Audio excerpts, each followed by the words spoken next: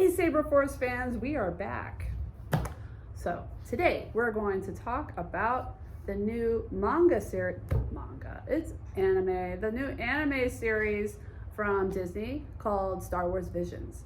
We all watched the first episode, which was called The Duel, and that episode comes from the studio called Kamikaze Studios, which is very good. It was all very good. What do you think? I was very impressed with it. The cinematography kind of reminded me of that old multi-plane camera style, even though I know that it was kind of done in 3D. It still had that sort of imagery where you could tell like the characters are kind of like almost cut off the background. What's wrong with your voice? I have the Gungan flu. Oh. So sorry. I'm coughing. I wish I would have known that before I sat here. I would have got my Gungan flu vaccine. Force field. There. We'll get you an ice pack. Anyway, I really liked how they added color just to like the things that had lights in it.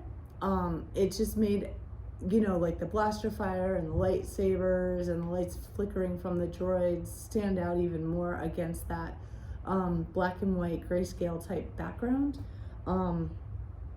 So it really gave it an extra depth in terms of its design. So I really enjoyed that. But some of the characters, to me, the shading seemed a little muddled. Like, it had like that scribbly kind of like shading going on, and some of them were just like, I don't know, like in parts of them like a blob or a kind of a muddled mess. And they blended into the background a bit. Yeah, because they were all like similar values and things. Right. So. I agree with that. I did find like two sides of the dark side fighting intriguing, like what happened in the story beforehand to create like these multiple factions of dark side people. So that was kind of a curiosity of mine with, we had two red sabers fighting a duel. And I thought that was kind of a different type of storyline than we've seen before. It was definitely like feudal Japan meets Star Wars, with the stylizing of the costumes of the characters. So I enjoyed that as well. And then it brought up a lot of questions, but before I get into that, Dirk, what did you think? I was really totally blown away by just the whole style. I thought that the storyline, as they were trying to, kind of emulate the Seven Samurai a little bit there, was just amazing. I mean, I just thought the whole idea of the battle between these two, the weapons that they used, everything just was trying to harken back, to the samurai warrior style, and but even the little things they thought up of, like the umbrella lightsaber contraption, whatever you want to call it, kind of homemade, but definitely lethal, was great. Wasn't that an Inquisitor thing? I don't know. No, the Inquisitor had like a spinning double-sided. Oh, okay. So it's kind of maybe a takeoff on that, possibly. Yeah, I think so. But I just really was impressed by just everything about the short, really. Yeah. I loved it. It's just, when I started watching it, I started thinking back to the days when I used to watch Robotech and, that old limited animation style where, they really paid attention to the art of it and not as much about the action of it. Now this is definitely, steps above, many steps above that as far as the action part of it. But, that limited animation is so just gloriously Japanese anime, and the story really stood out in this too. The main character of the Ronin was just, to me, you know, that romantic samurai type of movie that they used to have, you know, in Japan and stuff too. The one thing I was pretty interested in with the story was, you know, after he opened up his vest and he had all those kyber crystals in there, I really started to wonder, well, what has happened to this Sith that he's going around trying to collect red kyber crystals? He didn't have any other colors. And so I sat there and I just kind of thought for a while, like, why, you know, what kind of vengeance is he taking out that he's collecting those things? Kind of reminded me of a headhunter, Oh. where he's got all his heads, you know, Yeah. shrunken Trophies. heads, his Yeah. trophy heads, you know, all Trophies. there, you know, in his jacket lining there. But then he also mentioned when he handed one of them to the young boy, he said, you know, take care of this, it wards off evil. Yeah. So then it's kind of like, what does that mean? Like, Yeah.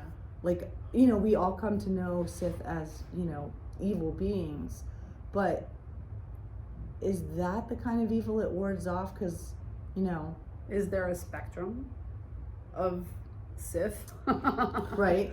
You know, is there the light side Sith and the dark side Yeah. Sith, like Palpatine? It was, I just thought there was just one, you know, one flavor of Sith. Right.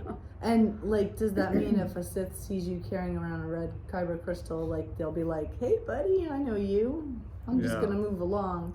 Is that what it means? I don't know. That was a curious part of the story that I really would like Yeah. to know more about.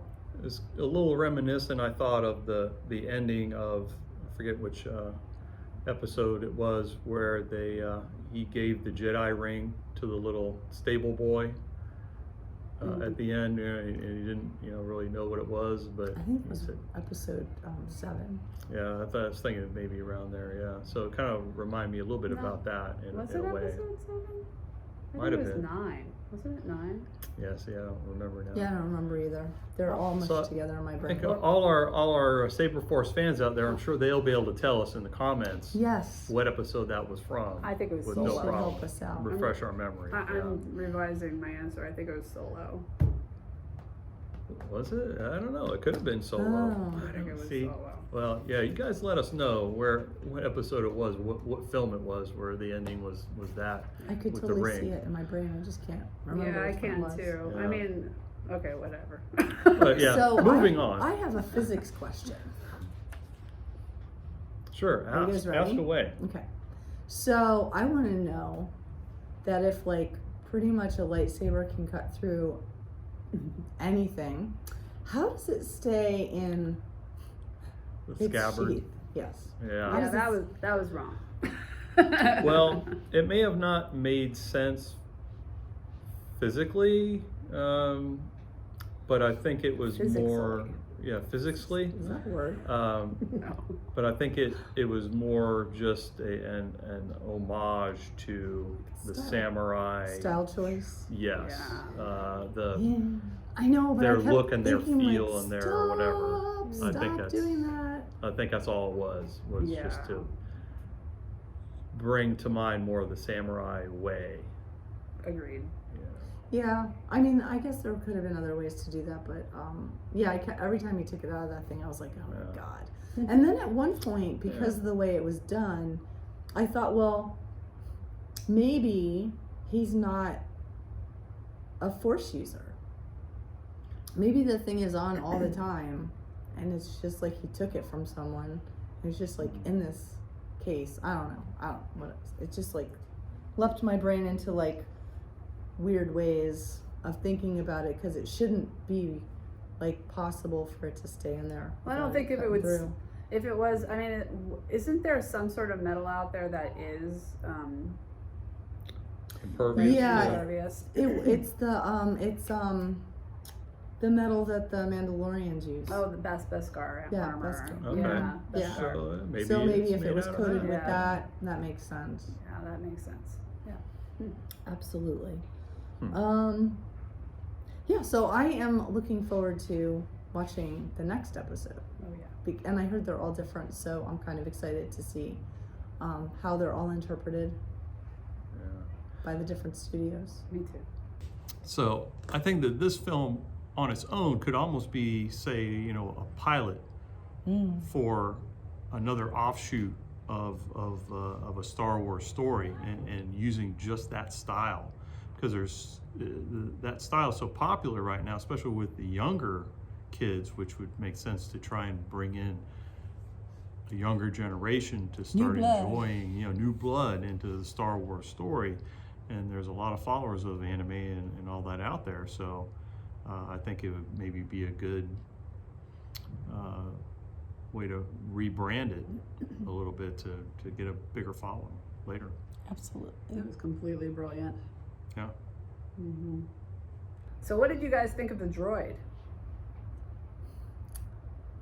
Which droid? Well, Yeah. There was a talking couple. about the one with the main one. hat. Yeah. Yeah. Yeah. He was a good character. He kind of reminded me of R2. I personally think it was R2 in there in disguise, because just his mannerisms, the sounds that he made, the way he flew through the air in certain parts there, and all the little tricks he had in there with the weapons. I think it was R2 in another incarnation.